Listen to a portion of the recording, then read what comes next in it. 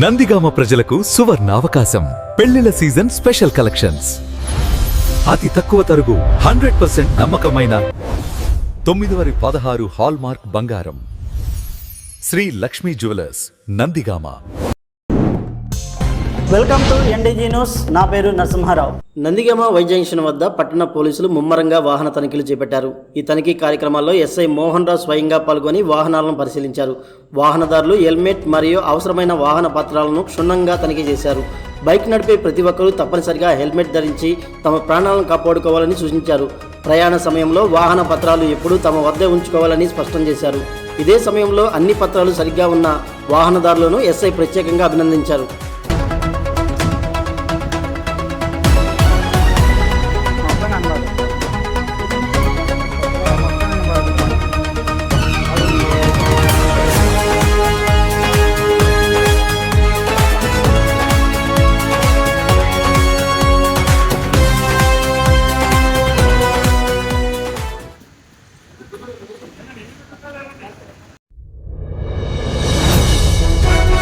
విజయవాడ ప్రభుత్వ ఆసుపత్రి ప్రాంగణంలో పోలీసులు భారీగా మోహరించడం కలకలం రేపింది.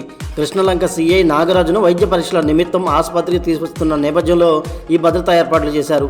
ఎలాంటి అవాంఛనీయ సంఘటనలు చోటు చేసుకోకుండా ఆసుపత్రి చుట్టూ గట్టి పోలీసు బందోబస్తు ఏర్పాటు చేశారు.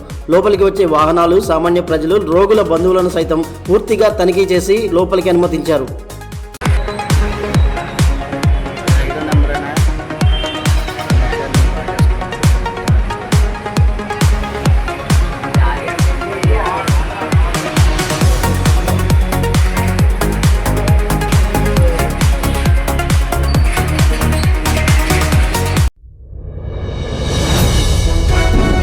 ప్రముఖ సినీ నటుడు, హిందూపురం ఎమ్మెల్యే నందమూరి బాలకృష్ణ గన్నవరం విమానాశ్రయం చేరుకున్నారు.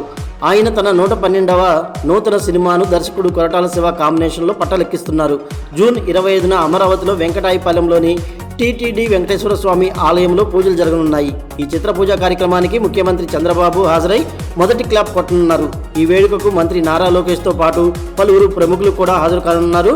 హైదరాబాద్ నుంచి విమానంలో వచ్చిన బాలకృష్ణకు ఎయిర్పోర్ట్లో అభిమానులు ఘన స్వాగతం పలికారు.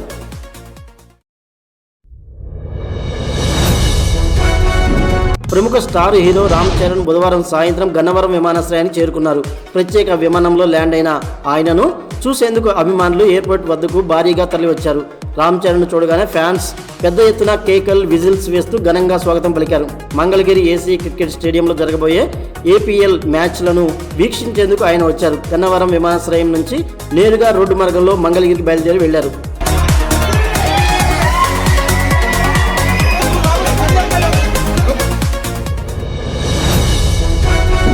పోలవరం కుడి కాలువ మట్టి అక్రమాలన్నీ త్వరలోనే పూర్తిగా బయటపడతాయని ఎంపీ కేశినేని చిన్ని అన్నారు.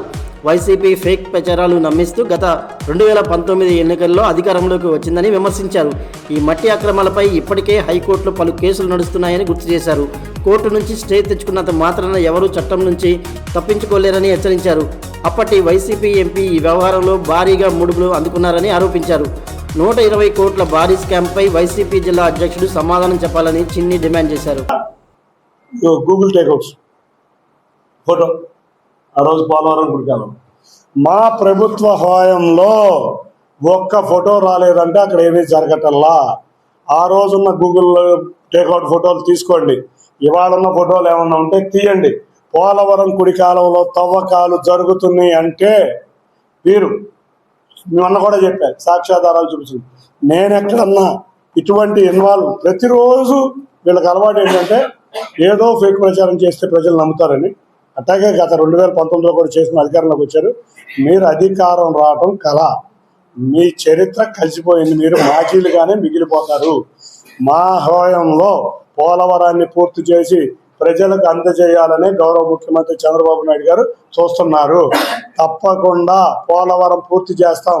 ఎటువంటి అక్రమాలు పోలవరం కుడి కాలువలో జరిగినట్లన్నిటికీ కూడా గుడ్.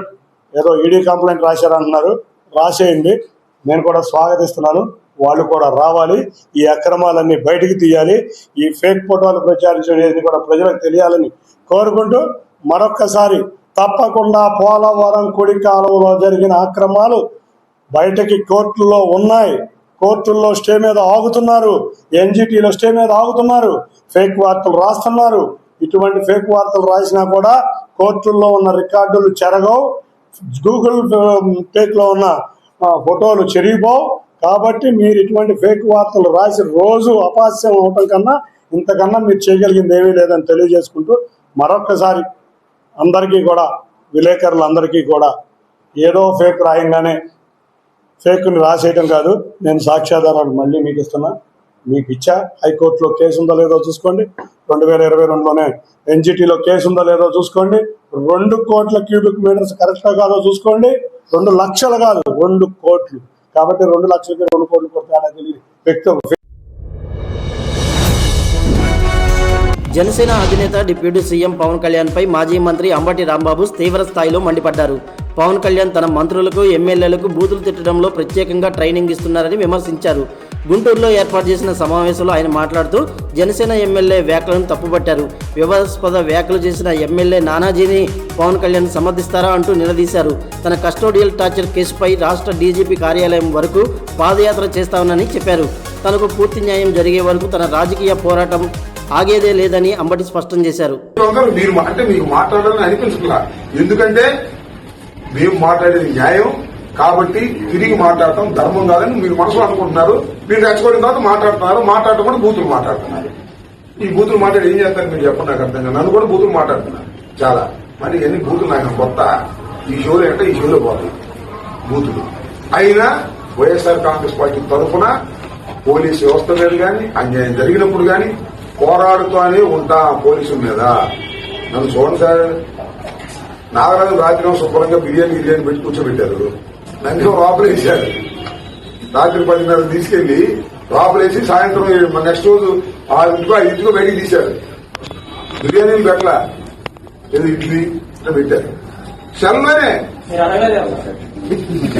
ఎందుకంటే నాకేం పని అయితే పేరు ఏమయ్యా 7 సంవత్సరాల లోపు ఉండేటటువంటి ప్లేస్ లో నన్ను తీసుకెళ్లి లాపలేచాయా?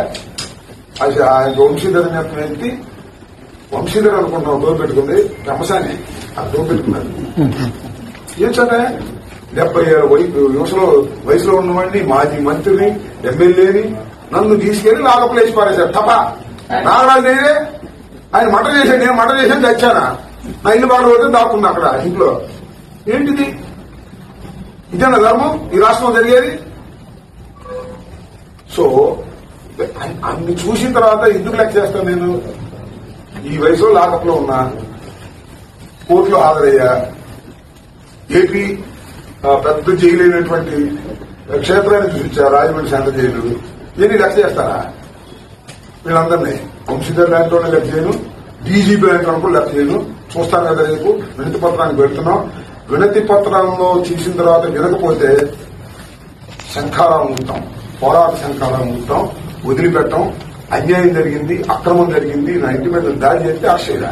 ఏమైనా 80 కాలం వచ్చినా మీకు పోలీసు వ్యవస్థకి అరెస్ట్ చేయరా? దాని మీద ఖచ్చితంగా మా పోరాటం ఉంటుంది. ఇప్పటికి అబ్బాయి 2 సంవత్సరాలు అయిపోయింది, 3 సంవత్సరాలుగా. ఇంకొక 6 నెలలు అయితే సగం 5 సంవత్సరాలకు వస్తాం. ఎక్కడ పోతారు మీరు? మళ్ళా వచ్చేది జగన్మోహన్ రెడ్డి గారి ప్రభుత్వమే, గుర్తుపెట్టుకోండి. మీ పాపాలు పండుతున్నాయి, అది గుర్తుపెట్టుకోండి. పవన్ కళ్యాణ్ గారి మధ్య తెలంగాణ జనసేన విస్తరిస్తున్నట్టుంది. తమిళనాడులో కూడా విస్తరించమను, ఇటు కర్ణాటక కూడా విస్తరించమను. ఎవరైనా విస్తరించుకోవచ్చు, విస్తరించుకున్నాడు. కానీ నాగరాజు లాంటి వాళ్ళు సపోర్ట్ చేస్తాడు, అది చిత్రం.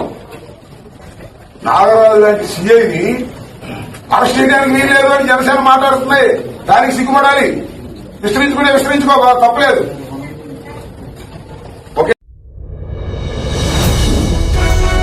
జగ్గేపేటలో వచ్చే నెల జూలై 1 నుంచి నూతన ఈ ట్రాన్స్పోర్ట్ పర్మిట్ విధానాన్ని అమలు చేయనున్నారు.